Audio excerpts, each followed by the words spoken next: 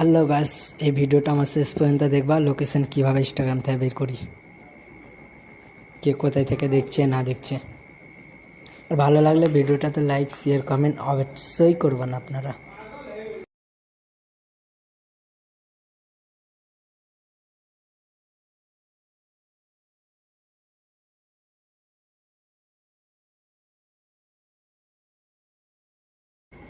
Hello guys, ভিডিওটা আমার খুব ভালোভাবে মনোযোগ দিয়ে দেখো, কিছু শিখতে পারবা।